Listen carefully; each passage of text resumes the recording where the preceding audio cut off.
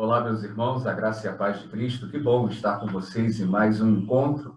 Estamos tratando aqui sobre os profetas maiores. E no encontro de hoje eu quero falar com você sobre o livro do profeta Jeremias.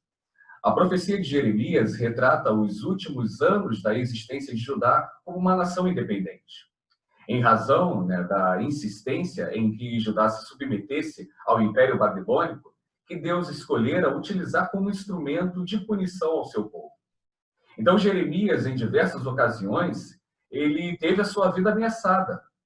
A sua atitude era considerada traição e ele era odiado, inclusive, pelo povo. Esse livro, precisamos, é claro, tratar como todos os demais, a autoria e data. E, é claro, o livro também recebe o seu nome, assim como aconteceu com Isaías. Então, o autor do livro é Jeremias. Quem era Jeremias? Jeremias era filho de um sacerdote que nasceu na época do rei Manassés. O seu ministério, porém, só começou no 13º ano do reinado de Josias e se estendeu por mais ou menos aí uns 40 anos, até o reinado de Zedequias, último rei de Judá, inclusive. Uma vez que nenhum dos acontecimentos registrados nos capítulos de 1 a 51 ocorreu depois de 580 a.C., é provável que Baruque, o fiel secretário de Jeremias, tenha dado a forma final ao livro. O capítulo 52 foi acrescentado por outro escritor 25 anos após a queda de Jerusalém. Mas qual é o tema, qual é o propósito do livro de Jeremias? 3 temas permeiam a profecia de Jeremias. Em primeiro lugar, o pecado de Judá, o castigo por esse pecado e a restauração futura dos judeus exilados. O rigoroso cumprimento das profecias mostra que o juízo de Deus é inevitável sobre aqueles que insistem no erro. E nós podemos dividir, o livro de Jeremias da seguinte maneira. Na primeira sessão, Jeremias e o povo. Na segunda sessão, Jeremias e os líderes da nação.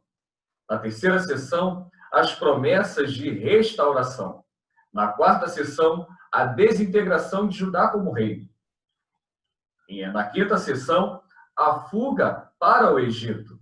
Na sexta sessão, nós vamos ver as profecias concernentes às nações e às cidades. E na sétima e última sessão, nós vamos encontrar um apêndice, a partir do capítulo 52. E Jeremias, assim como Isaías, ele também relata alguns fatos importantes.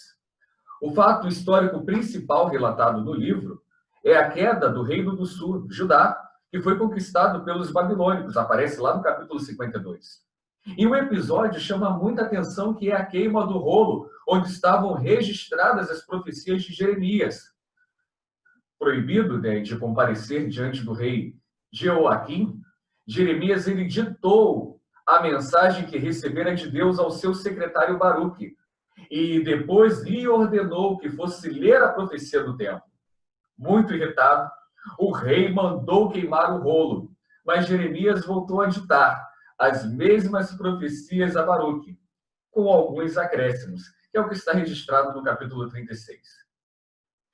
E encontramos também nesse livro algumas características muito especiais.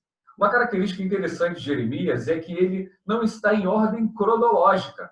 E isso é demonstrado nas seguintes passagens, capítulo 1, verso 2, 3, 6, quando fala do reinado de Josias, capítulo 22, 25, 26, 35, 36 e 45, que trata do reinado de Jeoaquim, 21, 24, 27, depois 12, 29, 32, 34, entre outras, que falam do reinado de Zedequias.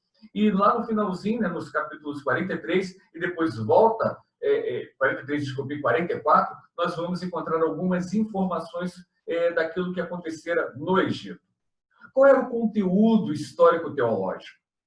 O profeta Jeremias ele viveu numa época muito perigosa, muito turbulenta. E os historiadores apontam que, por volta do ano 647 a.C., no 13º reinado do rei Josias de Judá, que temia Deus, e o Senhor Deus, o que fez, o comissionou.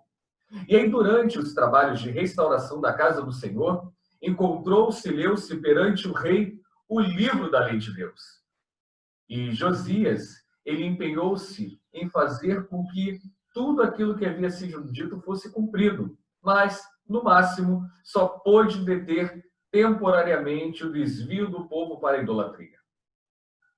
O avô de Josias, Manassés, que reinou em torno aí de 55 anos, e também seu pai Amon, que foram assassinados, né, depois de um reinado de apenas 2 anos, ambos agiram de modo iníquo, induziram o povo a praticar repugnantes orgias, ritos horríveis, de modo que estava habituado a oferecer incenso, inclusive à rainha dos céus, e sacrifícios humanos a deuses demoníacos.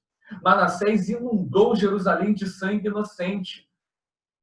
A tarefa de Jeremias, portanto, não era fácil.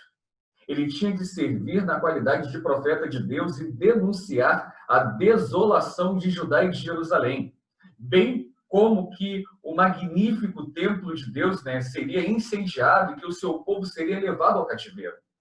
Catástrofes quase inacreditáveis.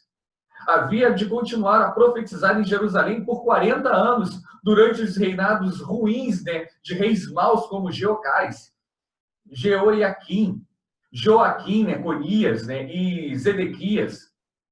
E mais tarde, no Egito, ele teve que profetizar contra as idolatrias dos refugiados judeus ali. Então, o seu livro ele foi completado no ano de 580 a.C., um período abrangido pelo livro de Jeremias, né? Portanto, 67 anos, né?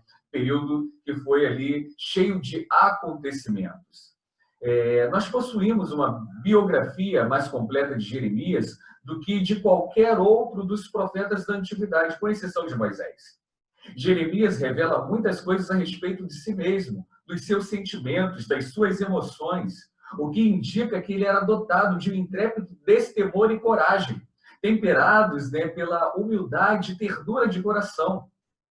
Além da sua função como profeta, Jeremias era sacerdote, compilador da Escritura e também um grande historiador. Ele era filho do sacerdote Ilquias, né, de Anatote, uma cidade que era reservada somente aos sacerdotes, no interior, ali ao norte de Jerusalém, na terra de Benjamim. O estilo de Jeremias é um estilo claro, direto, fácil de compreender.